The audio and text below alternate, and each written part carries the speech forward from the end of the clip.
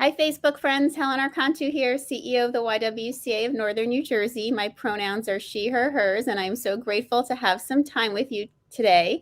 If you're in New Jersey area, it's a snowy morning, a lot of delayed openings. I know I was crossing my fingers to get the kids out of the house before I started the broadcast so we could have some quiet. But it's a great morning because we get to spend some time with, as you know, if you're regulars of YWTV, on Thursdays we share the mic now with Black women in our community to share their stories.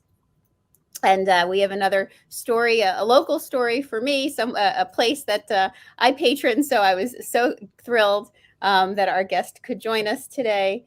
And with that, I'd like to introduce you to Denise Ford Sawadago. Did I say that correct, Yes, Denise? yes, yes, Good. yes. She is the general manager and co-owner of the Montclair Brewery.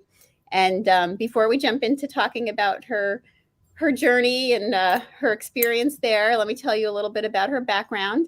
She has more than 30 years of marketing and business experience in packaging foods, packaged goods, including categories such as fashion, auto, aftermarket parts, healthcare, and life science. Her global branding, marketing communications, campaign development, and product launch background have been put to good use managing her husband's New Jersey-based microbrewery and tasting room, Montclair Brewery, which is now in its fourth year of business. And I can tell you, it's a great family place to come spend time. So we'll talk about it. Denise is also a 15-year resident of Montclair, a mom to a teenage son, and she's been very active in the Montclair public schools, parent and community volunteer associations, including school action team co-chair and Amani programs coordinator and board member. She also, in addition to her corporate work, Denise's career includes several years of teaching, including a period teaching Microsoft computer skills to YWCA's Women's Reentry Program sessions in the New York City YW Association, which we were so excited to hear. And she worked there in the late 90s.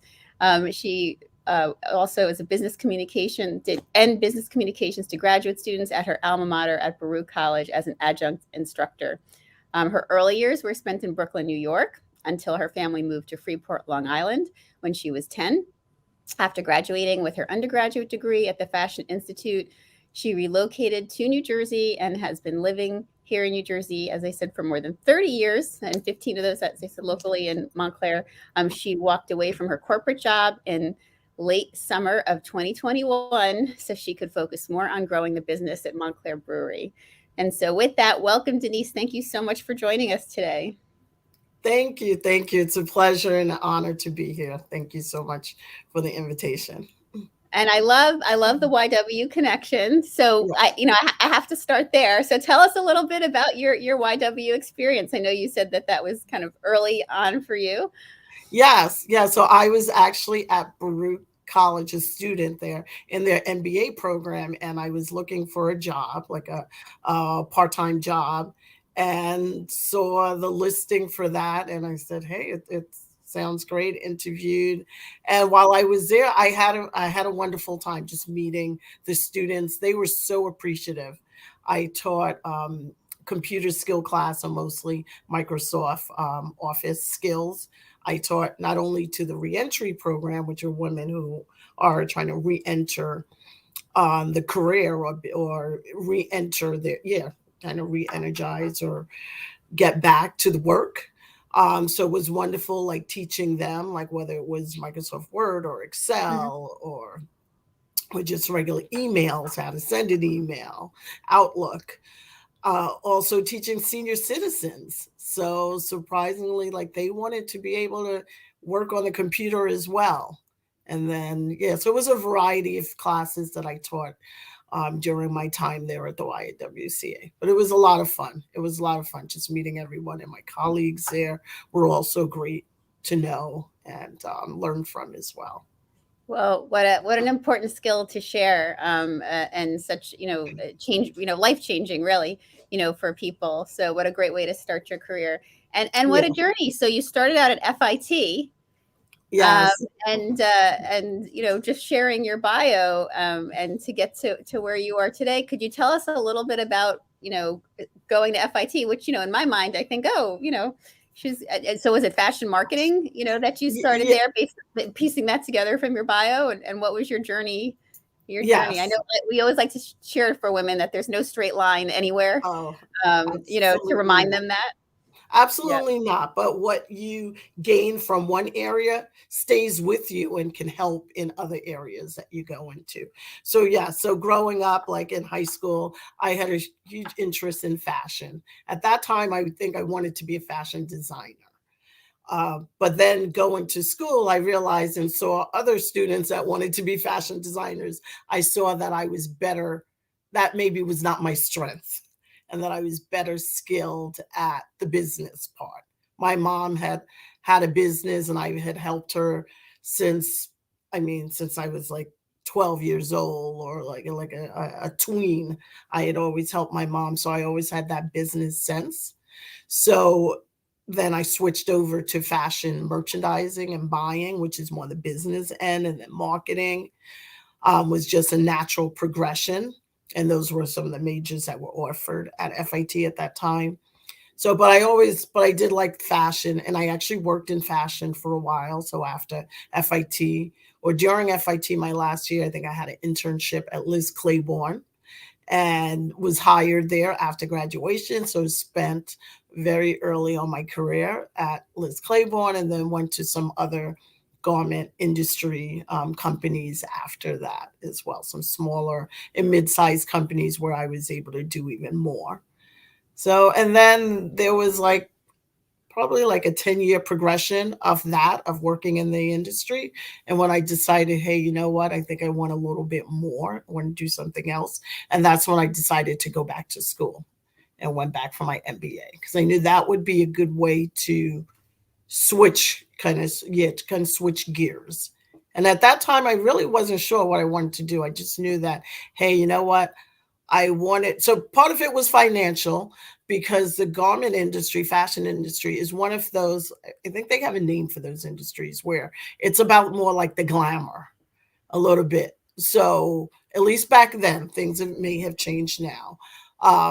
Where the pay wasn't, unless you were maybe the very top, the pay wasn't that great. So it's like, hey, I want to do something more. I want to become self sufficient. I don't want to live paycheck by paycheck or things like that, and just be happy because I've got this glamorous job. If the glamorous job is not paying and allowing me to have a living and live the way that I want to live, I see myself living, then a change is needed.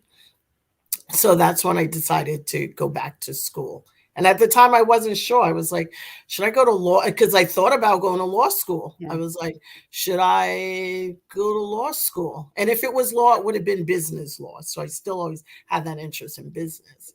And then I spoke with several people who were lawyers. And at the time, they mentioned that how there was just an influx of lawyers. There were so many lawyers. They were like, you may want to maybe look at getting an MBA instead.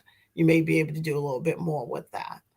So with that, I took that advice, and I don't, every now and then I think about it. I'm like, what if I was a lawyer instead? But I don't have any regrets. I'm happy with the path. Yeah, and I have to say I'm really grateful that you're sharing your journey and the thought process you went through, because I think we all, and especially as women, there there really is almost, sometimes I say, not that there's no bad decision, but like you said, you learn from each stage, and you take it with you, and it helps inform you on figuring out which way to go. And I also I heard you say in there how you wanted to live your life in a certain way, and although it seemed like a good place to start, it wasn't really setting you up for that. And we hear that so much from women entrepreneurs that we work with, at the YW, is that they were in the corporate sector, but it really, and of course, in this time, right? I mean, that's the great Mhm. resignation that's happening right now Right. around us, Yes. is that our systems are not set up well for women, Hmm. and for women with anyone who's juggling families or Right. caregiving in any way, especially, and so this is really a time that people are rethinking those decisions. So I appreciate you kind of walking us through that. So I do want to talk about the shift from, your corporate job into, working in your husband's, in the brewery and the family Right. business. Right. But before we do that, let's talk about the family business, and Sure. share that, because I know, as I said, it was surprising for me to read, although I guess I knew it, that it's been 4 years, because I feel like it's been around forever. I Um, know a lot of people say that. So, because which it's is such an really nice. institution already. It's so embedded in the community, and it really is. You've set it up in a way that it really is a family spot that people can, pop and Mhm. gather. Which of course I Absolutely. know, and of course I'm sure during COVID, I know you had to kind of shift that piece Right. of it. But it really is a very beloved, local place that really Mhm. feels like it's been there forever. Although I do remember the block when it wasn't there. Yeah, So, right. Right. So yeah, so it started as my husband's dream. He'd been home brewing for years. So, and he's always been very entrepreneurial minded. And we would go visit other breweries too. And he would be like, hey, you know what? We can do something like this. And this is what Montclair needs. And then that, in addition to him gifting bottles of his home brews to friends, and they would say like, hey, you should market this thing. This is really great. You should market it. So that combined, and then I think at one point I realized he was more serious about it, because he has tons of ideas all the time. So not everything I've got to kind of weigh, like which one he's like really serious about versus it's just a thought. So when I saw he started working with a friend, and I think they were working on a business plan, and since that's my background, business, and his is more on the creative side, like as a chef and things like that. It's different. Um, I took a look at the business plan, and that's when I knew they needed my help. I was like, okay, guys, this is, yeah, I need to fix this. I need to work on this. I need to help to make it even stronger and better. And that's what I did. And then at one point, the friend had to come out of it. And this is early on. This is just all the pre planning stages. And then he said, hey, well, you and I can do it. And I'm like, okay, sure. And I had a full time job at the time, but I was doing it on the side. So first, it was just about really tightening up the business plan. And then we started looking for places. We also was looking into financing. So many different things that I like, really based on my background experience, that really helped us to like really jumpstart it, like to put that, to actually make that dream actually materialize. So yeah, so Montclair Brewery, yes, is in year 4. Our motto is building community one beer at a time. We say we are for those that are craft beer aficionados, people that do like craft beer already. But even more importantly, we are reaching out to those who don't know they like craft beer, Mhm. who don't even know what that is. And that automatically like comes in and says, well, I'm not really a beer drinker. So what's great is by our offering that we really diversify our offering. So, and that was our goal in the beginning. So we had visited other breweries, and one of the things we saw was many of them focused on like only one or two styles of beer. That was it.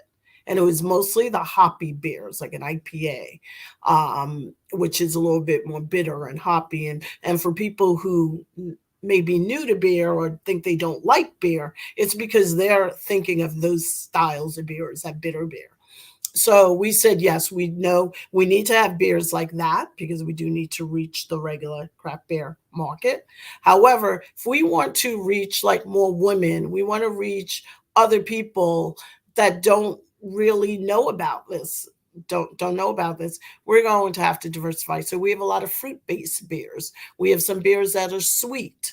We have yeah, so we have things that are unique. And one of the things is us adding our culture to our beers as well, to our drinks, not just our beers, but to our drinks. My husband is from West Africa.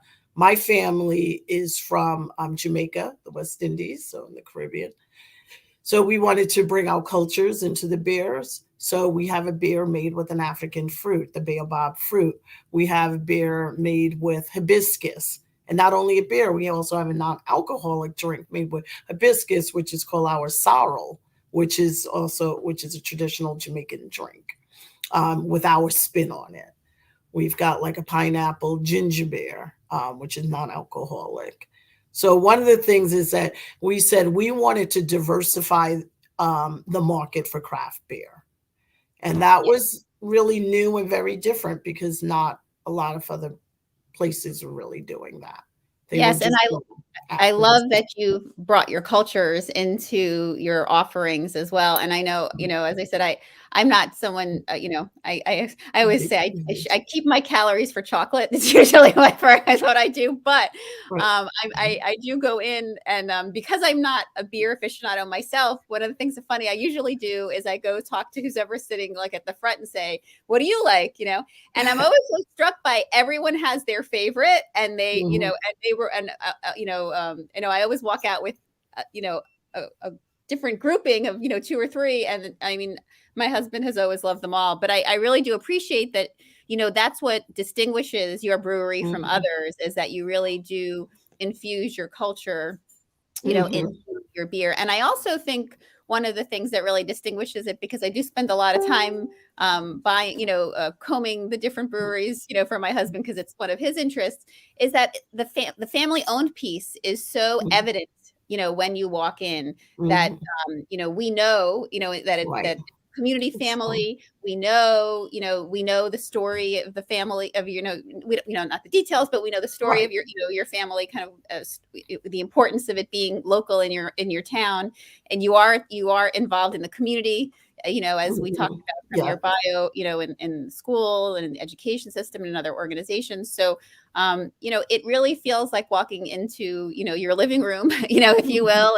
and enjoying something special, that you all made. So I think that really elevates and distinguishes your brewery from so many of the others that I've walked into, for sure. And again, I'm saying this as someone who's, just, passing the beers off to my husband very happily on his end. But, and I was just coincidentally last night, I noticed and saw the news. I mean, you all have some really big news. So tell us that your husband was the big winner last night. Yes. So in addition to him brewing, he also distills. He's got multiple talents, especially in the beverage and food area, tons of talents. So one of them is distilling. And yes, so last night he was on it's Moonshiners Master Distillers on the Discovery Plus channel. He was there for a second time for a redemption episode. So he was there last year. He didn't win last year. They had said that, hey, don't worry, we're going to bring you back or whatever. So he came back and last night and he won. So it was exciting. It was super exciting. So he's got a new title, Master Distiller. So he's on the moon, as you could imagine. That's another dream of his, is to potentially open up a distillery. So yeah, it was very exciting times yesterday. So it was, suspenseful at one point. We're like, okay, we don't know what's going to happen. But yeah, when they said, Leo, you are the next master distiller, it was super exciting. How exciting for all of you. And I do hope that, we get to see that next phase of his next dream come to fruition. So can you share a little bit about the transition from leaving corporate and then, really jumping in full into the business? And, it's funny, we just had Ruthie on, and, she shared a similar aspect of that piece of the story, how she was in corporate America and then, jumped into, support her husband's dream, of his business. And, it's so clear from their story and so clear to me from your story, how, the success is so intertwined in, what you both, what you all have brought to your, to these amazing establishments that really are, so iconic in our community. So Right. can you talk a little bit about like that Sure. decision and that change? And Sure, because it was a big decision to make, as anyone can imagine. I had been with this particular company as well for almost 8 years or 8 years, so it that was like a part of my life as well, and like a different family over there as well.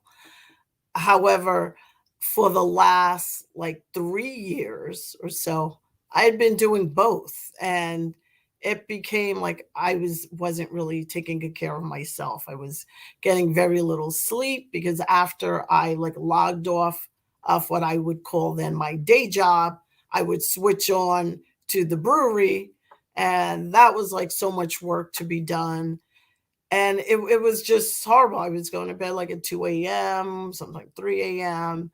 And I just knew that, hey, you know what, this is not sustainable. So, I mean, there was choices. It was one was, hey, I can try to hire someone at the brewery to do what I'm doing instead. But then I've learned too along the way that no one is going to be as passionate about your business as you are.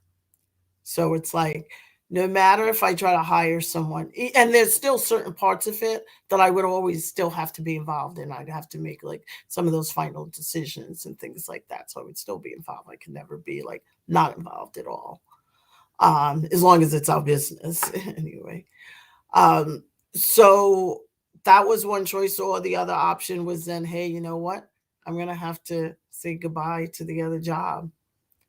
And it was a good time to do that because my job had been started changing a little bit as well. My role changed, responsibilities changed. I got a new manager as well. So a lot of changes were happening anyway, where it was kind of new. So it was like, you know what? Maybe this is a good time to leave. And yeah, and then of course too, it's not so easy. I don't want to make it seem it's definitely not easy because then you got to think about the financials too. Like, hey, um, will we still be able to survive? I mean, that income, and that's the reason why I think a lot of people don't leave their corporate job yet because of the income. You need that. You're like, hey, bills and things like that still need to get paid. Luckily for me, earlier on, I did some good things that basically paid off now. So I remember reading a magazine article when I was maybe in my 20s, and it was about this goal. Someone had a goal of purchasing a home before they turned 30. And I read that and I'm like, you know what? I want that to be my goal. That's going to be my goal. I like that goal. And I made that goal. And I actually did that. So that was while I was a single woman. I just saved. I got a second job. I got roommates, did whatever. And so I can save so I can meet that goal. And I did it. And 25 years later, I still had that house. So, so I sold it. So that was able to help. So I'm like, okay, that gave me that financial cushion that I needed to leave my day job. So I could say, okay, yeah. so lots of planning and lots of kind of immediate decisions for the long-term payoff. It sounds like, is that everything, that's part of your journey and your success and, getting you to this moment is, that you made some decisions that were you planted some seeds, if you will. Yes. And I had no idea at that time what it Yeah. would, yeah. I mean, the house that I purchased, I actually lived in the house earlier on. So until later, I got married and family and stuff, and then we Yes. moved and all of that. But yeah, but it worked out. So which is wonderful for me. But I know not everyone has that maybe opportunity, or they're at an age where they can't do that anymore. But there's other things. So I think if I didn't have that, I knew though that I would still have to jump ship at some point. I knew that. Yep. There was no way I could continue to do both. Well, I also just, want to ask you, I know in your bio, you talked about the work you did in the community around education and the Amani Foundation and the work you did. And again, I think that's part of what makes, your business so special, again, is that you are so rooted, in the community. Can you speak a little bit about that work and why it was important for you with everything else you had on your plate, the 2 jobs, and being a mom, which of course, and a wife and everything else, that goes, in our lives, but that you made the time for that too, and to be rooted in your community. Yeah, well, I felt like it was really important to be involved in like my child's life and to have some impact in what the schools were doing. And one sad thing too, like when I first came to Montclair, I think I saw there there weren't a lot of Black women that were as involved, and I wanted to make sure that I was, since I had the luxury. I actually, at the time, I only had my corporate job, and I had very flexible schedule. Like I was at a position or level at my job where if I need to take some time off in a day or get in late because to go to a meeting or whatever, I could do that type of thing. So I felt like it was important even for representation, and then also to be there also for it, because it does affect my family. It affects my child and all of that. So I felt it was very important to be involved, and so much that then I have to make that time for it. And I never like to be on the sidelines, criticizing things that are going on without jumping in and trying to help, because I know it's so easy to be on the sidelines and criticize things like, oh, well, why did they do this? Or, oh, they shouldn't do that. Oh, they should do this instead. It's like, you're not that close to it. You don't know what is going on behind the scenes. Like, if you really care, then you know what? Jump in and help. So that's what, to me, that's so important. And that's what I try to do and whenever I can. And back then, that's what I did. So being involved in the school action team committee, being the co-chairperson, being on the PTAs, what was I? I'm trying to remember my role, secretary or something. Being, even from when my child was in the pre-K, I was the director of the newsletter. Yeah, we had a pre-K newsletter. So yeah, just being involved. Like, for me, that's important because it's so easy, like I said, just to criticize, and I hate that. And even so much at one time, I volunteered my husband to do something because I saw he was on the sideline once. This was with soccer. So, and today he brags like he loves like his time being a soccer coach, a volunteer soccer coach, and then a paid soccer coach. But it's because he was like criticizing the current coach of my son's team. And I'm like, okay, you think you could do a better job? And when I enrolled my son for the next season and they were looking for volunteers, I wrote my husband's name down. I'm like, see, you're not going to be on the sidelines just criticizing. You think you could do better? I'm signing you up. Show us you do better then. Well, I love that. And I just wanted to lift that up too, because there's, we know that there's so much happening in every school district across our country. Locally here in New Jersey is no different. In our 5 counties where our YW is no different. And, we really do need, and we know that parents are stressed and overburdened with, so many other responsibilities in our jobs. Some of them are being more understanding and flexible and supportive at this time than others. But, this is definitely a place where we need voices and diverse voices and everyone's voices, standing together on so many of the important issues that are, being discussed at these meetings, and, whether, and also the opportunities that our, FSAs do bring to the students, that having, diversity and having parents really involved in those discussions that do impact, the experiences that our children have, even if it has to do with a school fundraiser or, some kind of, presentation that comes, into the class, the FSA is so involved in that. And so you really can make an impact, for your child by participating. Right. Yeah, no, absolutely. Yeah. That's why I felt that was important. I'm like, yes, I want to make sure that representation is there. Yes. Well, Denise, I thank you so much. I mean, on the heels of the big win yesterday, and I know that, there's so much more. And, for our viewers, MontclairBrewery.com is here listed for you in the comments so that you can, connect and see what they're all about. Real quick, can you tell us, now during this time of the pandemic, I know we kind of shut down, then opened up a little, then kind of pulled back a little. And, we're kind of now in this, not sure which, we have one leg in, each place. How are you operating right now in terms of, customers getting access to, all your unique offerings over at the brewery? Yeah, sure. Well, we are open. So we are open for guests to come in.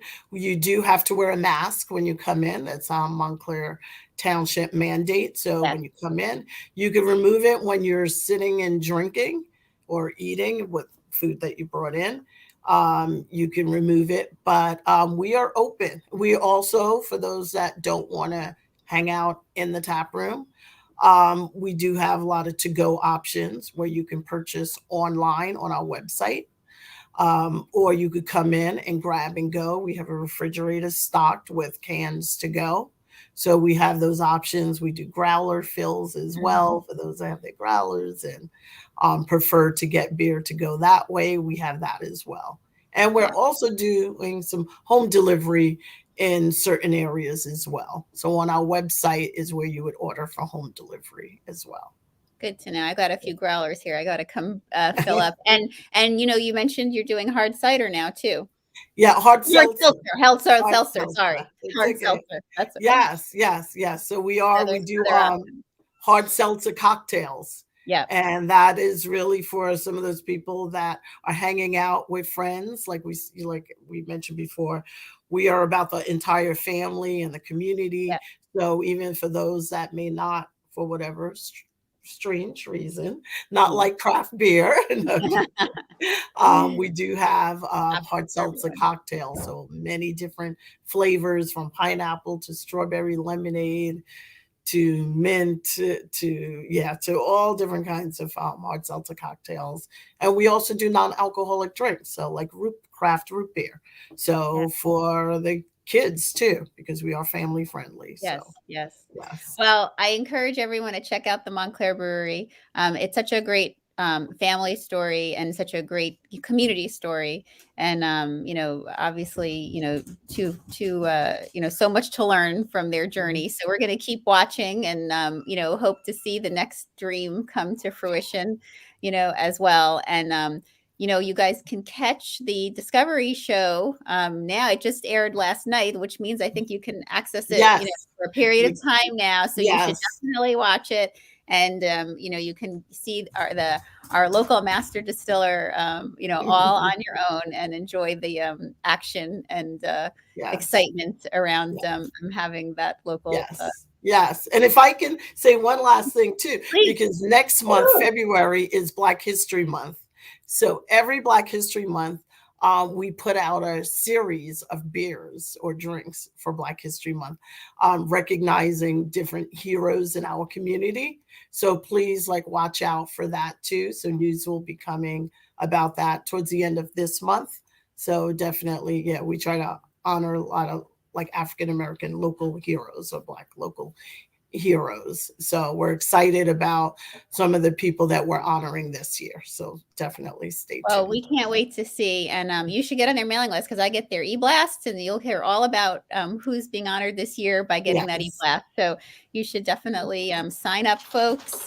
Go check out the Montclair Brewery. And Denise, thank you so much for sharing your journey and your story. I know you have a lot going on with the exciting news last night. And a lot more to celebrate for that. And we'll be celebrating with you, and looking forward to the Black History Month beers and seeing who's being honored. My dog's even excited about it. Yes, I see. Yay. And for our viewers, we hope you join us tomorrow for another episode of YWTV. We'll have Audrey Zona on, talking a little bit about our new year and some wellness and health tips to kind of keep us going.